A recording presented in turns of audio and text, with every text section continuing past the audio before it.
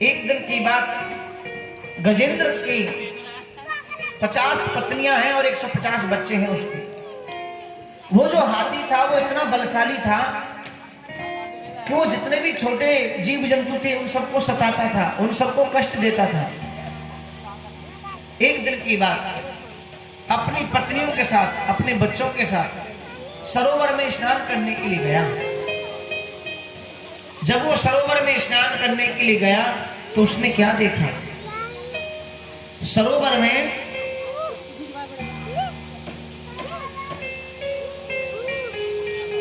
एक ग्राह रहता है, मगरमच्छ रहता है। जब वो सरोवर में स्नान कर रहा था, अपनी सूंड में जल भर करके अपनी पत्नी के ऊपर डाल रहा है। उसकी पत्नियां सूंड में जल भरती हैं, अपने पति के ऊपर, गजेंद्र के ऊपर डालती हैं। इस प्रकार से जब वो किलोल कर रहे थे, खेल रहे थे, उसी समय पर ग्राह ने आकर के गजेंद्र का पैर पकड़ लिया और अपने दांतों को गजेंद्र के पैरों में गड़ा दिया। जब दांतों को गड़ाया तो गजेंद्र ने ऐसा सोचा कि मुझे कोई प्रणाम करने के लिए कोई जल का जीव आया है, जल में रहने वाला कोई जीव मुझे प्रणाम करने के लिए आया है, क्योंकि मैं कोई कम बलशाली तो हूं नहीं। 10,000 हाथियों का बल है मेरे अंदर, कोई मुझे प्रणाम करने आया है। अपनी पत्नियों से कहा, देखा देवी, मेरा शासन पृथ्वी पर तो है ही, लेकिन जल में भी मेरा ही शासन है, जल का भी राजा मैं ही हूँ, जल के जीव भी मुझे मेरे चरण छूने के लिए आ रहे हैं। उसने अहंकार में ऐसी बातें कही। उसकी पत्नी ने कहा, देखो स्वामी, आप हैं बलशाली तो आपको तो प्रणाम सब लोग करेंगे ही। इस प्रकार से जब कुछ समय बीत गया तो कहते हैं गजेंद्र के आंखों के आगे अंधेरा होने लगा। जब अंधेरा होने लगा तो गजेंद्र ने अपनी पत्नी से कहा कि कोई ऐसा जीव है जो, उसने अपने दांत गड़ा दिए मेरे पैरों में, दंत अपने मेरे पैरों में गड़ा दिए।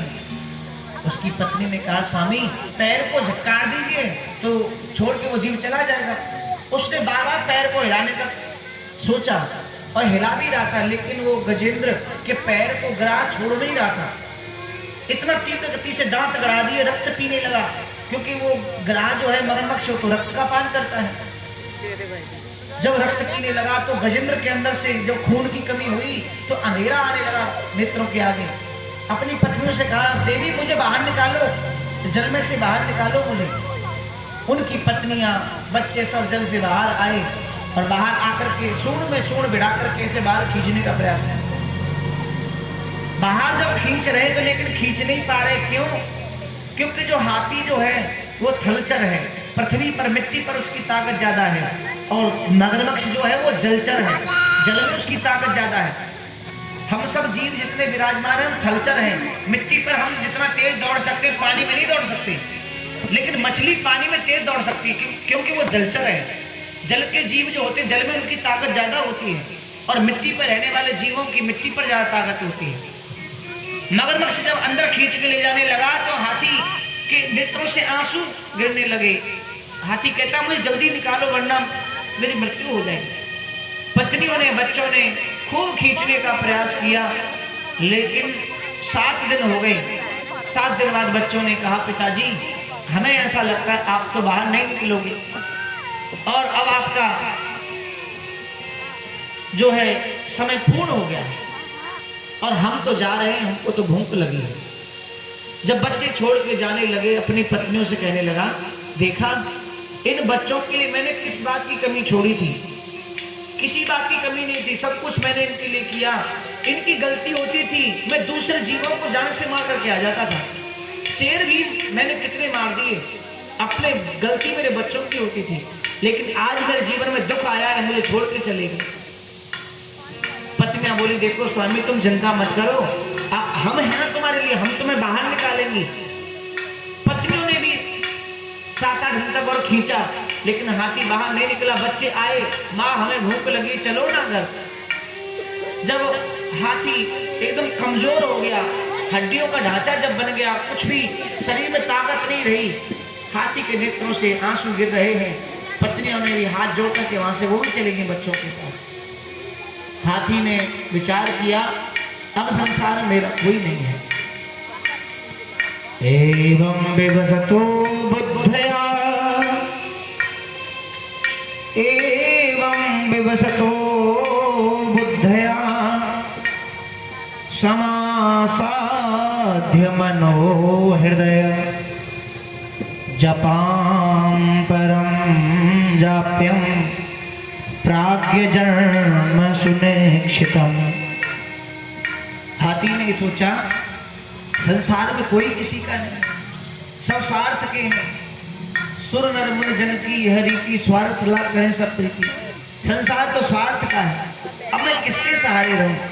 न बच्चे हैं न पत्नियां हैं, और मेरा अब अंत समय आ गया है। कम से कम भगवान का नाम तो ले ही लूं, कोई नहीं तो मेरे पास में। अब हाथी ने अपनी सूंड को ऊपर उठाया है, उसकी सूंड बस बाहर निकली, पूरा शरीर जल में डूब गया है। गजेंद्र अंदर खींच करके ग्राह अंदर खींच करके ले जा रहा है। और उस समय पर हाथी ने भगवान को पुकारा है, हे प्रभु, जिसने भी इस सृष्टि को बनाया है वो आकर मेरी रक्षा करे। हाथी को ये नहीं पता किसने बनाया, भगवान कौन है, बस कह रहा है कि जिसने पहाड़ों को बनाया है वो आकर मेरी रक्षा करे, जिसने इस सरोवर को, इस नदी को बनाया वो आकर मेरी रक्षा करे, और जिसने इस मगरमच्छ को, ग्राहक को बनाया है वो आकर मेरी रक्षा करे, और मुझ जीव को, मुझे जिसने जन्म दिया है वो आकर मेरी रक्षा करे। मेरे प्राण संकट में है। उसके पुकार जब भगवान नारायण के पास गई, भगवान नारायण ने विचार किया कि ये सृष्टि तो मैंने ही बनाई है, ये हाथी मुझे तो पुकार रहा है। निर्बल के प्राण पुकार रहे, जगदीश हरे जगदीश हरे। निर्बल के प्राण पुकार रहे, जगदीश हरे जगदीश हरे। निर्बल के प्राण पुकार रहे, जगदीश हरे जगदीश हरे।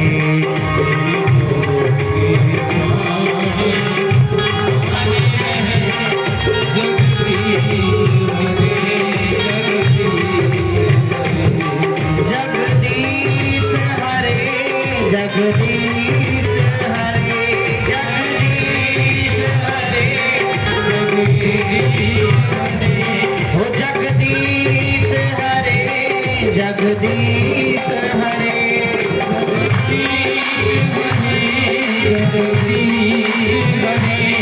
निर्बल के प्राण पुकार रहे, जगदीश हरे जगदीश हरे। निर्बल के प्राण पुकार रहे, जगदीश हरे जगदीश। ताली बजाते हैं।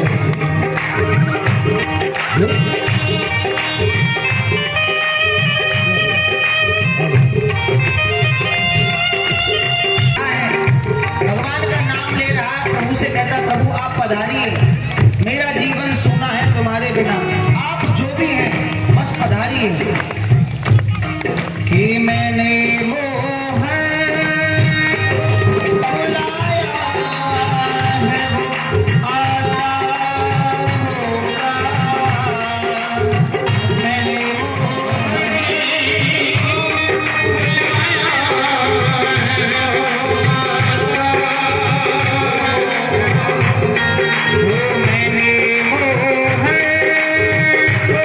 बुलाया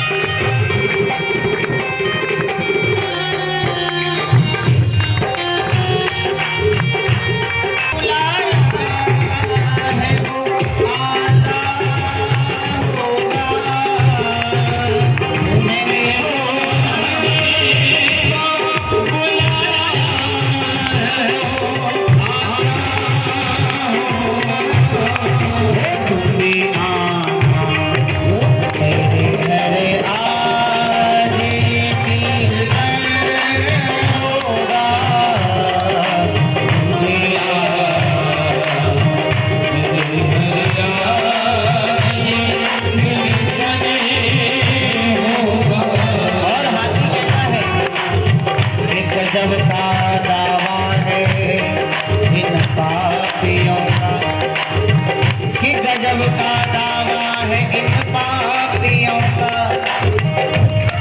और अजीब जिद पर मचल रहे हैं, उन्हीं से झगड़ा ये कर रहे हैं, कुछ लोग जिन पर ही पल रहे हैं। तुम कह रहे हो हे पतित पावन, पतित पावन बने कहाँ से, उन्हीं से लोग ये पल रहे हैं, जिनकी शरण में हम चल रहे हैं, जिनकी शरण में हम चल रहे हैं, जिनकी शरण में हम चल रहे हैं, जिनकी शरण में हम चल रहे हैं। मैंने वो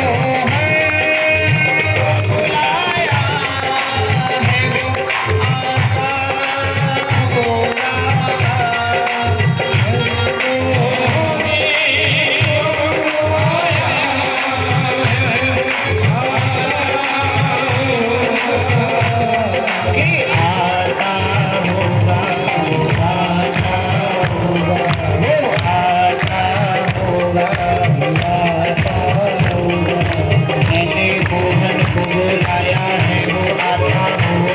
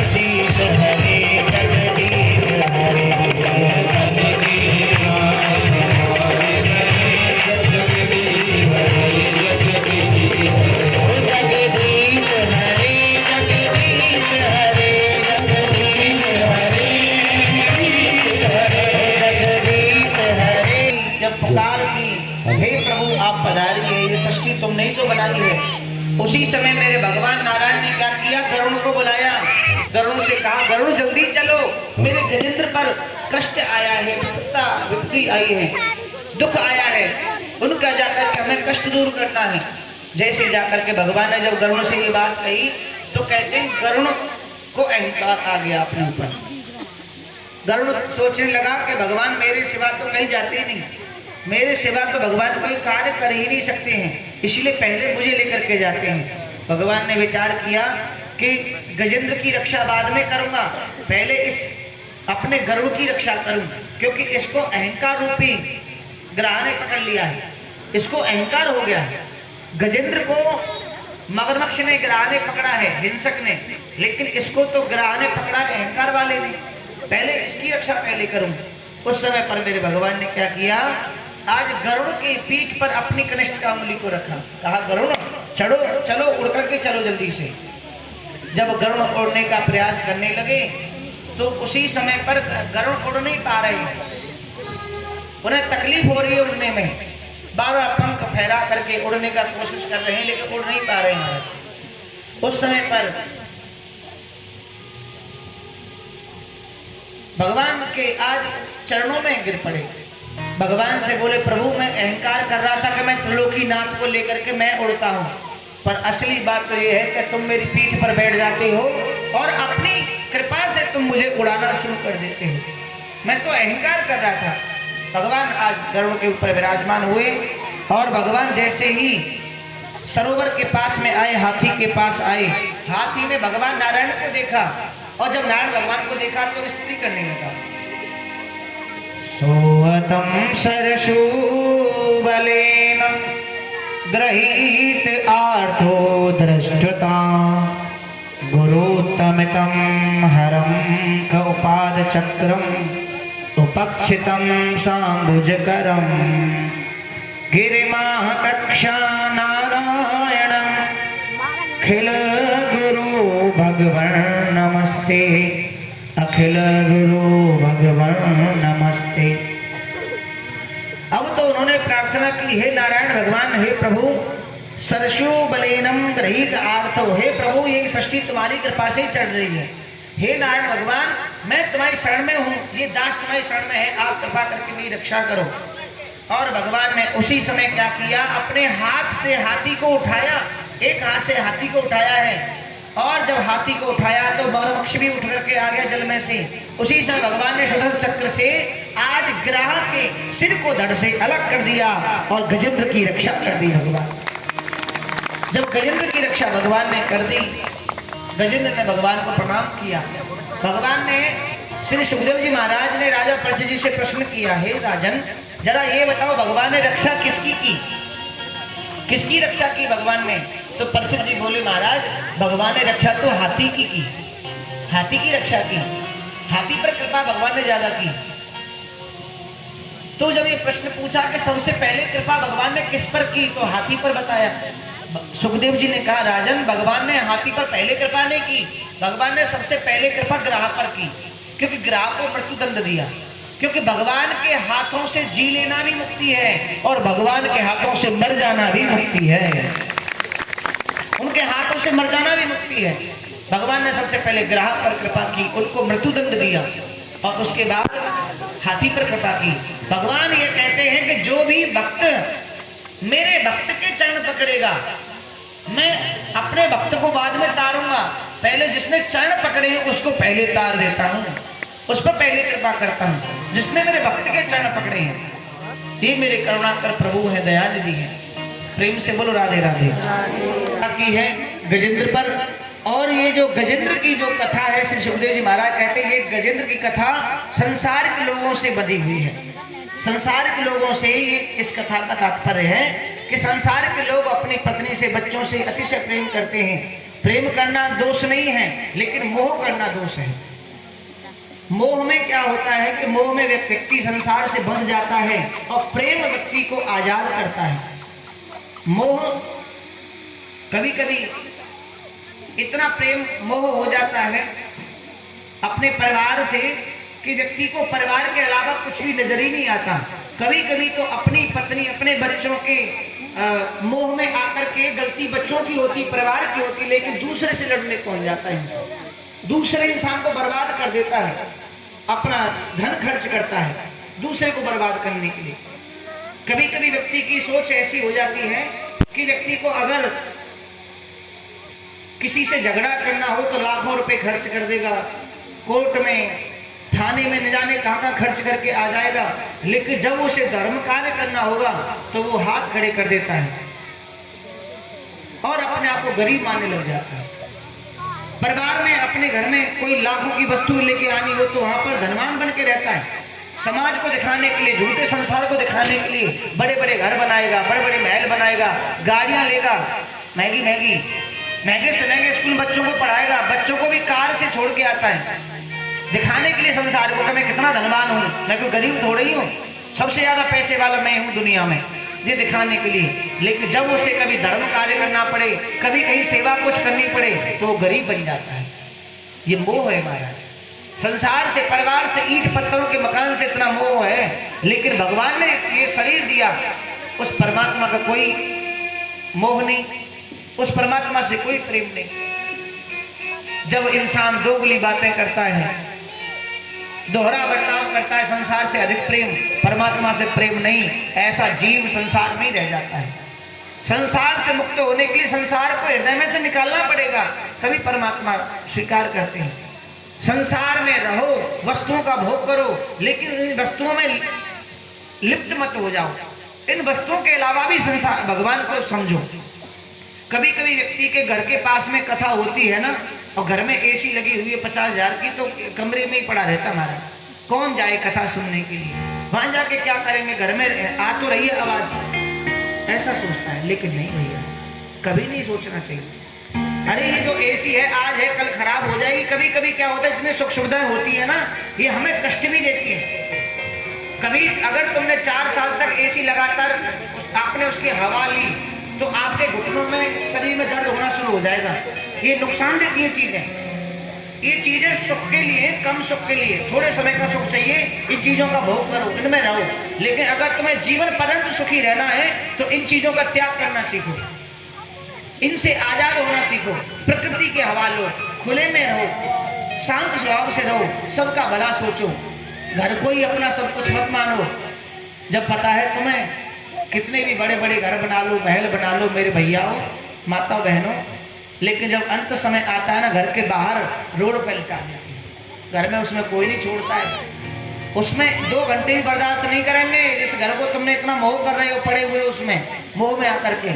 इसलिए परिवार को समझो, मोह करो, लेकिन इतना मत करो कि परमात्मा को भूल जाओ। परमात्मा का भी याद रखो। भगवान ने इतना जिंदगी दी, जीवन दिया, उनका जीवन उनके चरणों में थोड़ा बहुत तो अर्पण करना ही चाहिए। जीव को समय निकालना ही चाहिए। समय किसी के पास, लोग कहते समय नहीं महाराज हमारे पास, समय होता है, लेकिन समय व्यक्ति निकालता नहीं है। अगर व्यक्ति को मूवी देखने जाना हो, कहीं और घूमने जाना हो तो समय होता है उसके पास, लेकिन भगवान की कथा के लिए समय नहीं होता कभी। प्रेम से बोलो राधे राधे।